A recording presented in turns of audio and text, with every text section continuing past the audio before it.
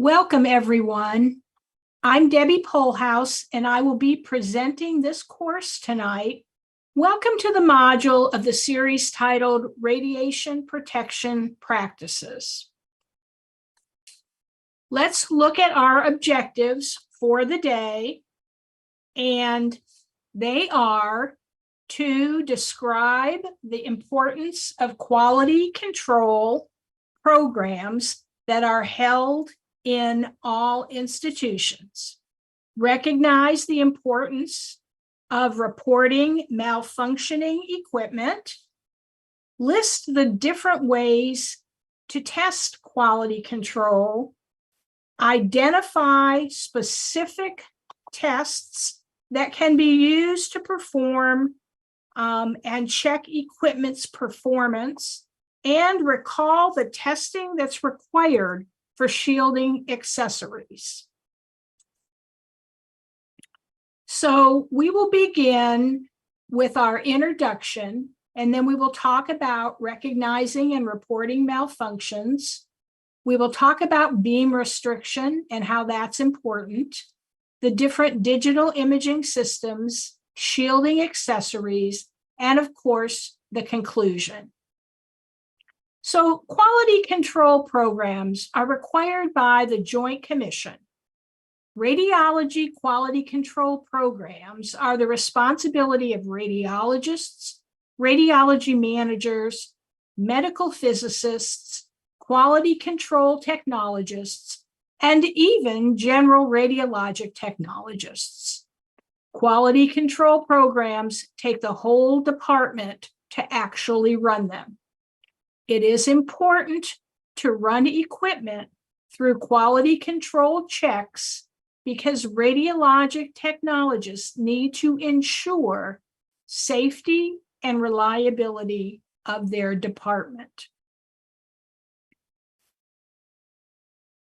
So quality control also ensures equipment is taken care of. This routine upkeep will save the department money in the long run. The terms quality assurance and quality control are often used, but they actually address different things. The term continuous quality improvement, or CQI, which most of you are familiar with, is also being used. So let's talk about the three of those.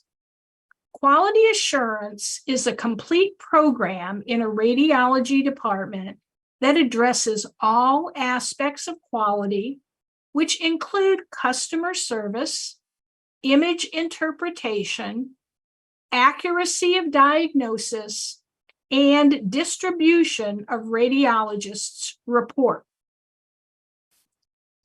Quality control is defined as a program that specifically addresses the safe and reliable operation of the equipment.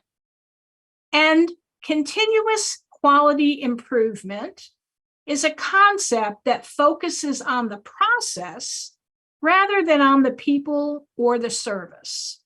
CQI process does not replace a QA/QC program. QA and QC programs focus on maintaining a certain level of quality, not necessarily on improving to a higher quality level.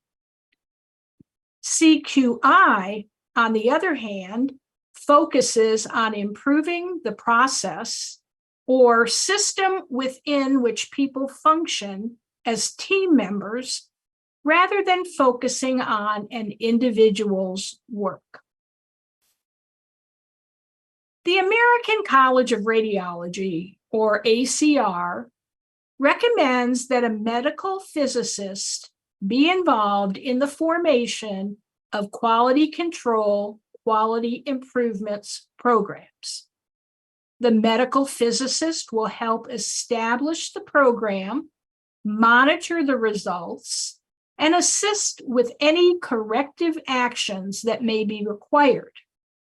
Medical physicists have advanced training in these aspects of performance of equipment and can utilize guidelines set forth by the American Association of Physicists in Medicine.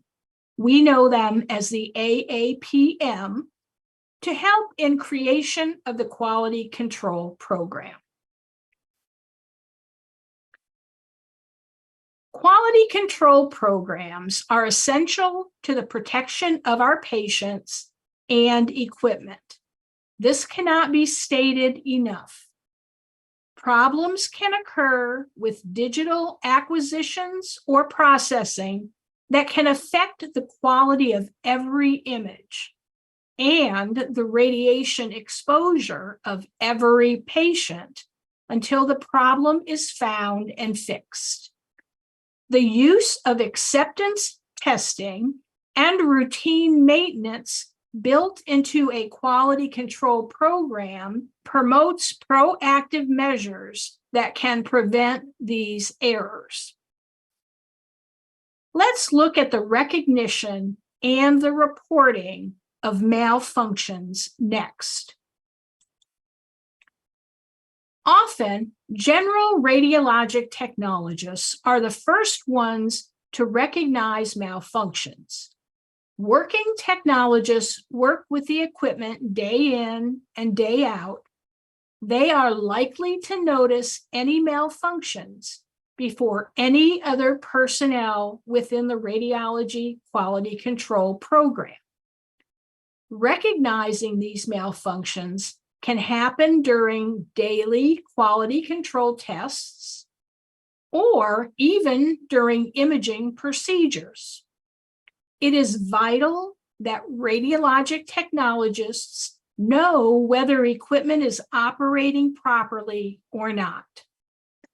Technologists should not use malfunctioning equipment on patients. This could potentially be detrimental to the well-being of the patient. A general plan of action should be deployed when equipment is noticed to be malfunctioning. This should be standardized to ensure that equipment errors are being handled in an efficient manner. Usually, if a technologist finds that equipment is malfunctioning, they will notify the lead technologist. At this point, the lead technologist may contact an in-house biomedical department to take a look at the equipment. If there is no biomedical department within the hospital, the lead technologist may call the equipment manufacturer. Usually, if a technologist finds the equipment is malfunctioning, then they will continue up the ladder to make sure that something is taken care of. Calling the equipment manufacturer can also happen if the biomedical department is unable to troubleshoot the issue. While this is occurring, though, the equipment must be taken offline to ensure that patients are safe. This can be stressful for the department, especially if the piece of equipment is vital to departmental operations.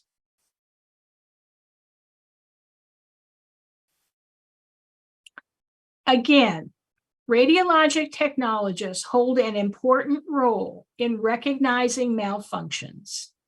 In some hospitals, there is a designated quality control technologist, but in some cases, there is not. So radiologic technologists themselves should be familiar with the performance of their equipment and to be able to identify potential equipment malfunctions and report their concerns to the proper individuals. Quality control technologists are designed to perform and designated to perform daily or periodic checks of equipment. Things such as checking the digital system for defects, weekly phantom testing for artifacts, or even inspecting and cleaning imaging receptors routinely are all tasks a quality control technologist would perform. In the absence of a quality control technologist, which is the case in many smaller facilities, daily QC is usually a shared responsibility among the technologists of the department. There are three types of quality control testing. We will talk about all three of them. They are acceptance testing, routine maintenance, and error maintenance. These tests are used to ensure the general quality control of image systems. Acceptance testing is performed before newly installed or repaired equipment can be cleared by the department. This testing is used to determine whether the equipment is performing within the vendor's specifications and as promised. It is performed by a designated technologist or by the service personnel employed by the hospital. A medical physicist should also be involved in this process.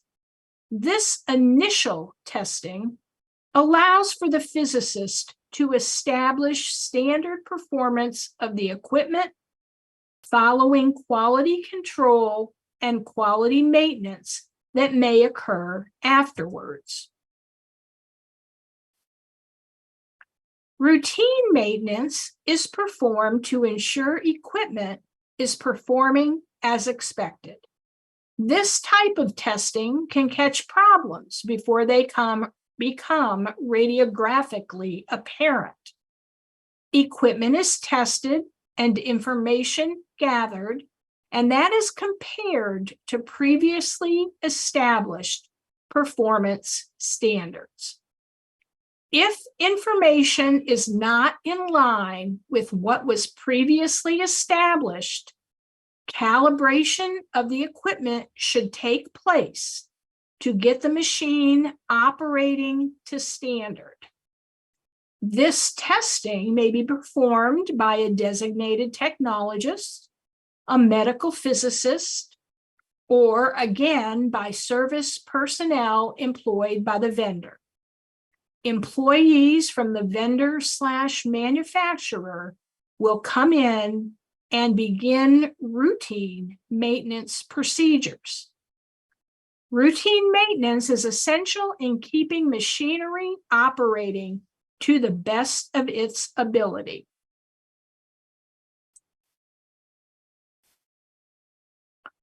Error maintenance, the third type, happens when errors occur in equipment performance. Errors are usually detected due to poor equipment performance or poor quality outcomes. Personnel of the hospital system, usually within the biomedical department, may try to troubleshoot the equipment first. If the biomedical team is unable to fix the problem, corrective action must be taken. The department must call out service personnel from the vendor who will assess the situation and apply appropriate measures to ensure it is operational to practice standards. After major error maintenance is performed, a new set of acceptance testing should then be performed again. Next on our list to look at is beam restriction. We're going to talk about quality control tests that we perform when we're talking about beam restriction. There are several different quality control tests that can be performed to check a beam restriction. The light field that we see showcased should be what our radiation field size is. If this is off, there is possibility that areas are being exposed to radiation that we were unaware of. So it is important that beam restriction is working properly. So light field to radiation field alignment is a test we can do for beam restriction that compares the light field with the actual radiation field. It is a relatively easy test. A collimator tool could be used, but there is also a test that uses pennies called the 9-penny test, which I am sure many of you are aware of. A tool or pennies are placed to measure the edge of the light field. For the penny test, pennies are placed on the outer and inner collimation border on all 4 sides. The collimation border should be between 2 adjacent pennies. An exposure is made with the pennies in place.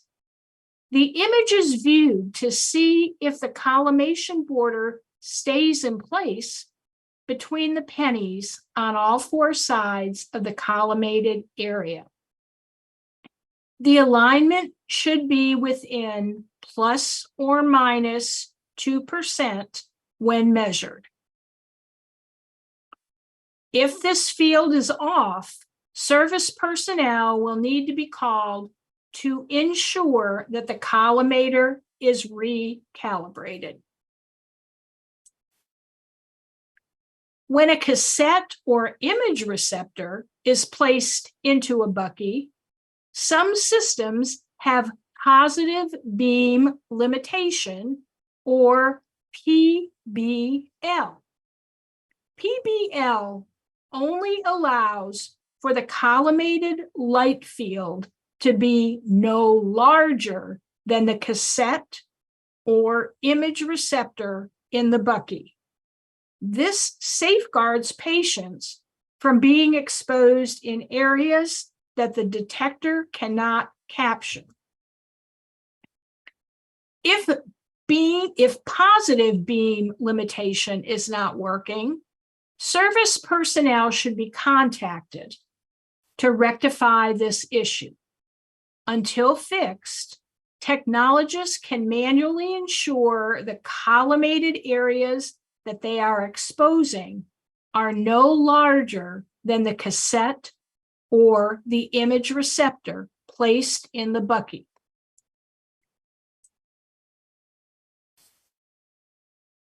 The central ray alignment is also important. Image cutoff can occur if the central ray is not properly aligned. The centering mark should be plus or minus 1% of the light field's central ray. We test this annually by centering the X-ray tube to the cassette. A beam alignment tool is placed and an exposure is taken.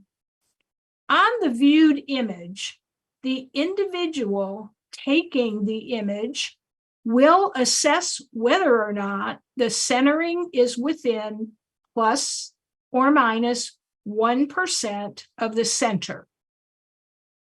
If the center ray is not in alignment, service personnel may need to come out and recalibrate the machine. So digital imaging systems is next on our outline. We will now talk about the variety of quality control maintenance tests that can be carried out on digital imaging systems and on display monitors. Maintenance of equipment is important. Most manufacturers recommend routine maintenance. This maintenance is sometimes called PMs, or preventative maintenance. It is usually performed by service personnel from the manufacturer of the equipment. Radiology departments usually plan around these PMs with knowledge that a room will be serviced that day. The department will schedule fewer patients or shift exams to different rooms. PMs help to aid in keeping equipment running properly and catching any potential problems that arise early. If a digital detector is used, it needs to be calibrated routinely. Calibration may occur daily or weekly. This is dependent on the manufacturer's specifications. Detector calibration can be checked to see if the detector is properly working with dark noise and flat field tests being run during detector calibration. Let's look at the plate reader, which is one of those pieces of equipment that really must be maintained. The plate reader is what reads our computed radiography cassettes and have replaced the film processor. A test on the plate reader should be run to test its erasure process. This should be done weekly by the quality control technologists, or in case there isn't one, again, a technologist within the department. It is used to check for any ghost images. A ghost image is a residual image that's left on the CR imaging plate because of incomplete erasure. The use of a phantom can be used to determine if residual images are left on the plate.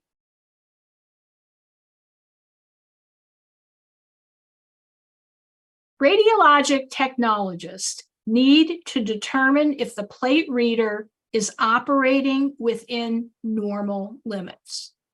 Questions such as the following should always be asked. Number one, is the reader communicating with the workstation?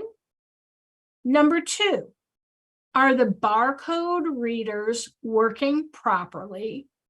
And number three, are there any errors when running the plates? The AEC is quality controlled and should be maintained annually to ensure that the chambers are working properly.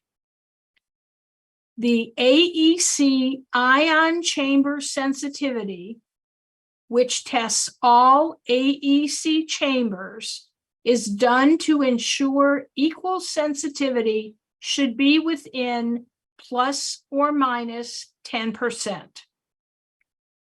The IR exposure or density adjustments will vary per unit, and the AEC response capabilities, which is the minimum response time or shortest time to produce an image, should be within plus or minus 10%.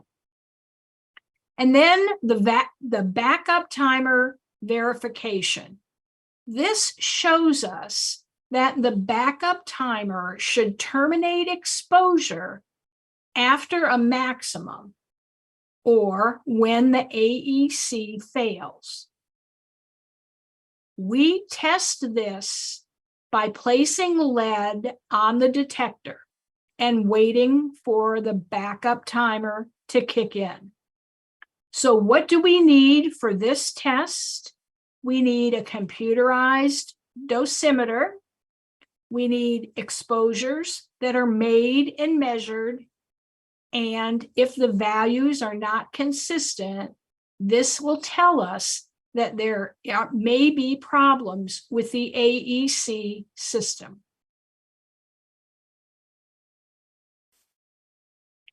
The KVP is another factor that is assessed and is important for maintaining image quality.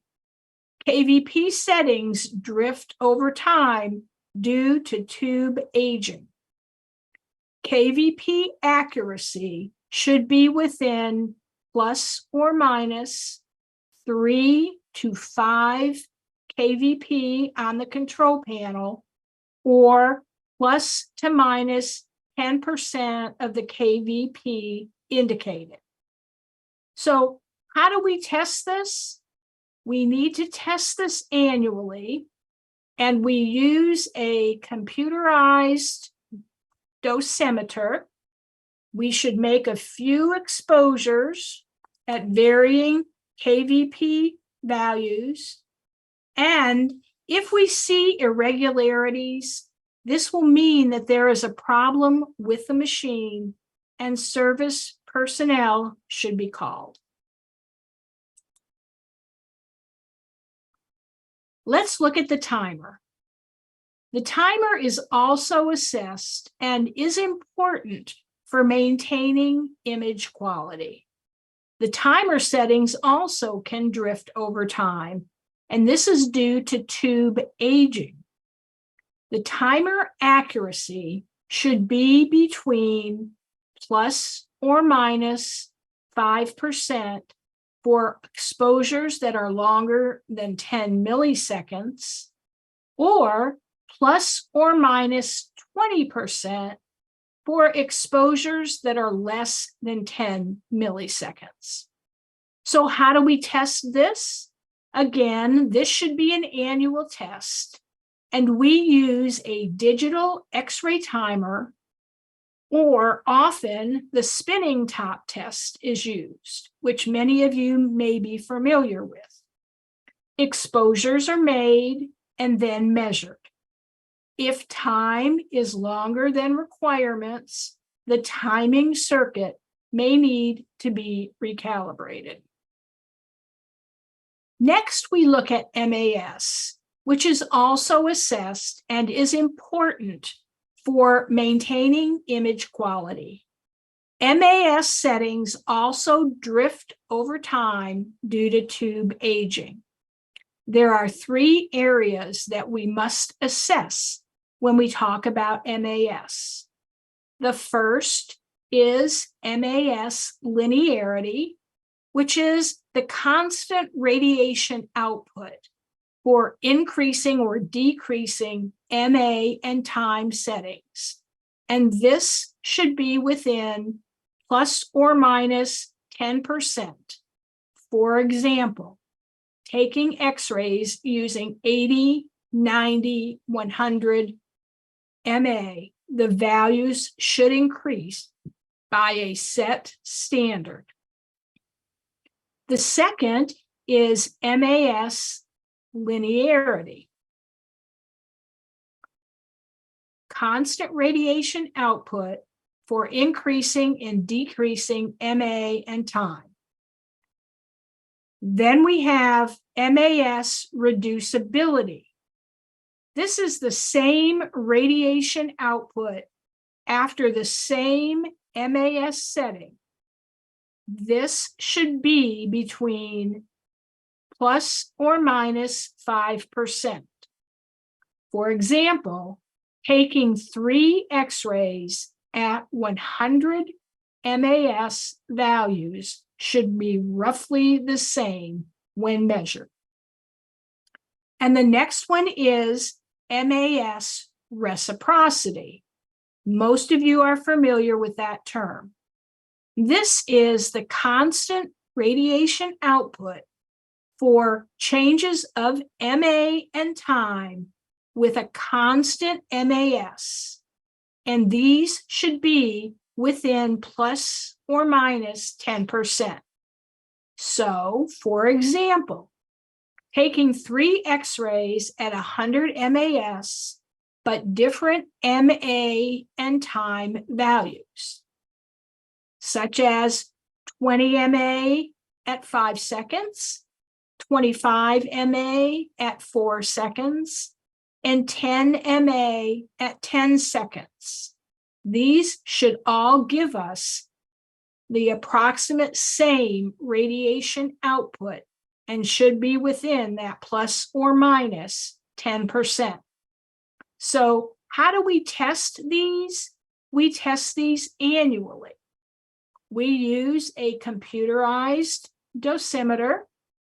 We make exposures and we measure them. And if the values are not consistent, this again will indicate problems with the X-ray generator or the MA selector, among other things. So what about the filtration in the unit? Filtration is assessed by the half value layer. We all remember that filtration needs to occur to remove low energy photons that contribute to the patient dose. This is tested using a digital dosimeter and other dosimetry equipment. The half value layer measurement is required, and the minimum amount at 70 kVp is 2.5 aluminum equivalent. So how do we test the filtration? Generally, this is done annually or whenever there's service performed. An exposure is taken and the output is read out by the digital dosimeter. The dosimeter will detect if the filtration reduces the beam intensity to half the original value. If it does not, more filtration might need to be added. Effective focal spot size is also tested since it impacts spatial resolution. The focal spot size should remain constant throughout the life of an X-ray tube. Focal spot size can increase with age and use, which is called focal spot blooming. The focal spot size should be within plus or minus 50% of equipment specification. So how do we test this? Again, we test this annually. We use a star test pattern, a pinhole, or a slit camera. These devices are placed on a stand above the image receptor. We make an exposure, and this tool allows for a focal spot image to be projected on the IR.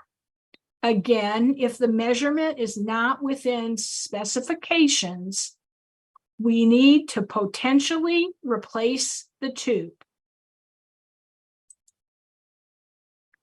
So, plate uniformity.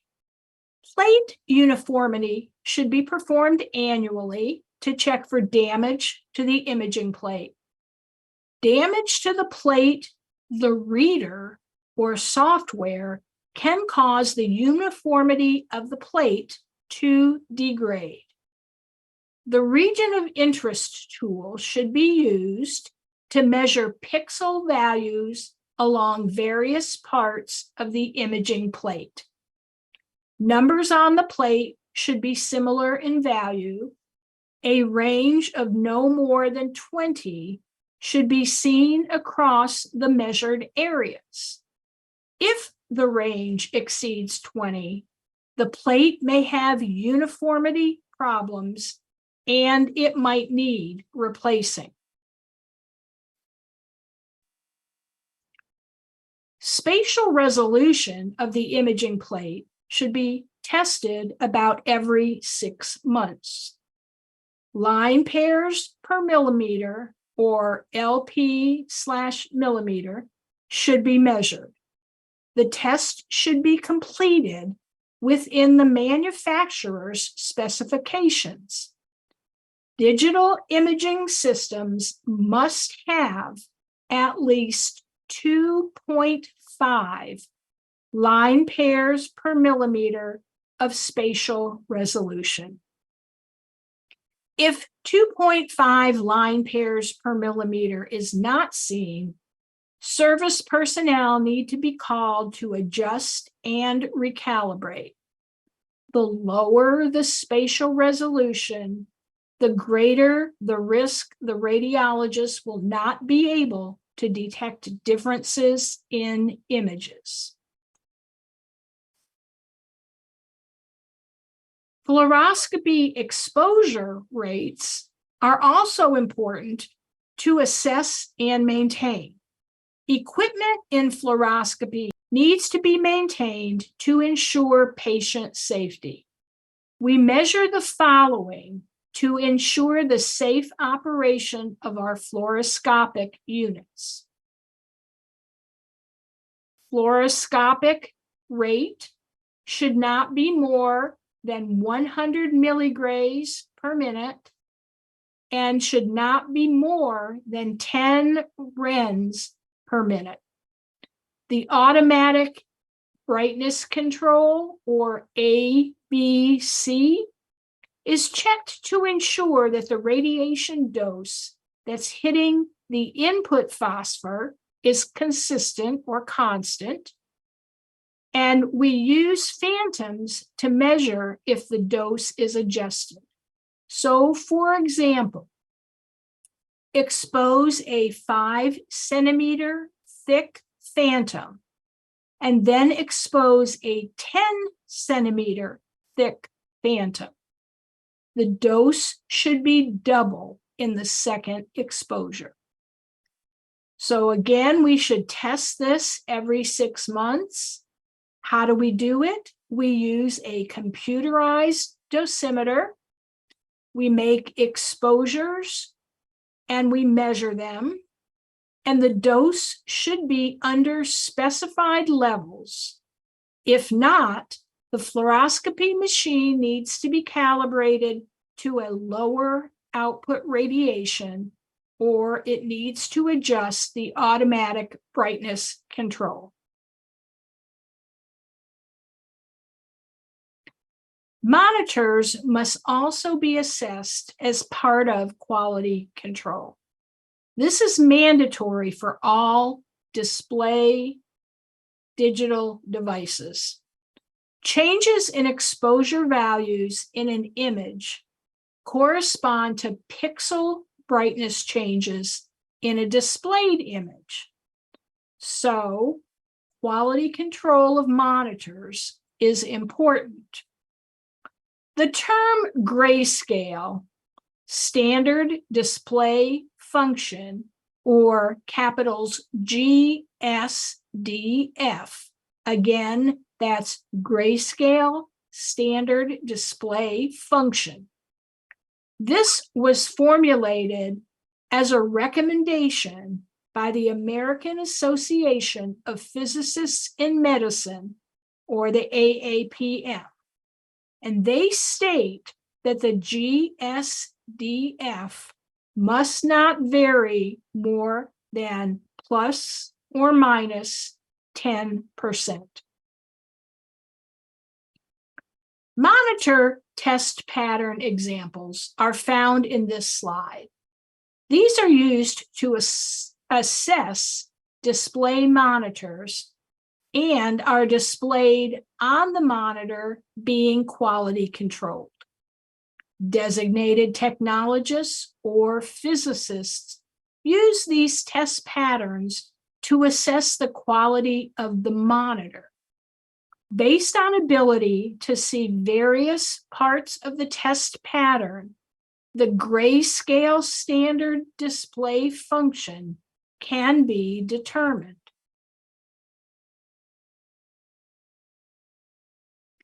Monitors are also tested for luminescence values.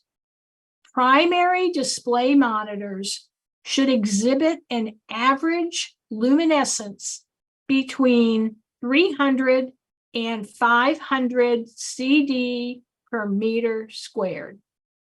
A ratio of the maximum to minimum luminescence is evaluated as part of the display monitor quality control and is recommended to be at least 250 over 100. Monitors should be checked monthly. Next on our outline are shielding accessories. Shielding accessories are important in quality control, and we will look at them in this next section.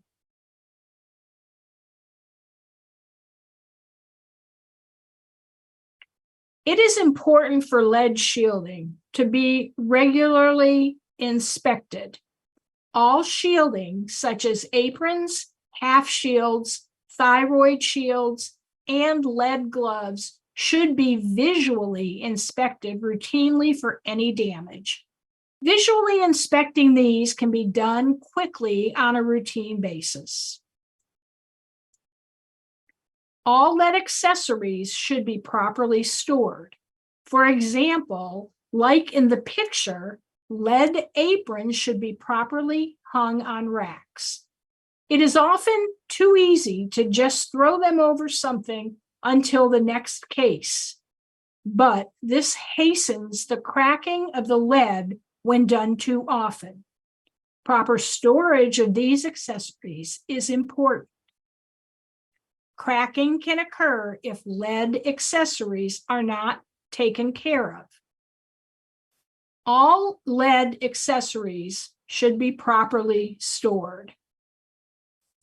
Shielding accessories should be checked radiographically or fluoroscopically at least annually, if not more often.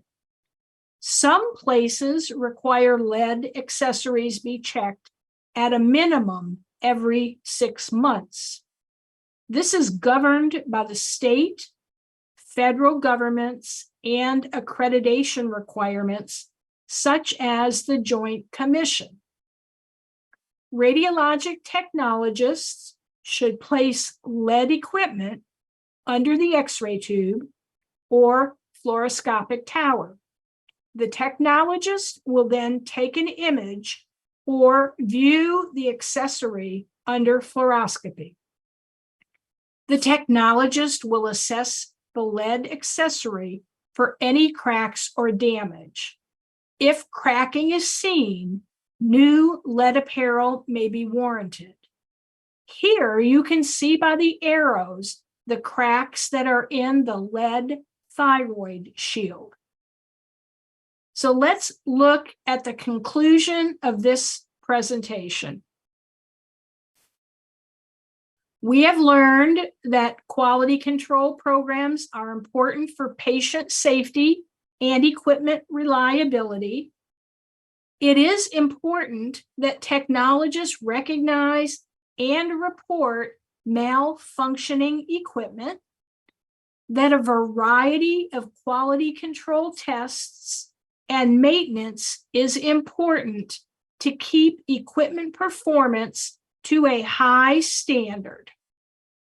And shielding accessories must be quality controlled and monitored according to the law and accreditation requirements.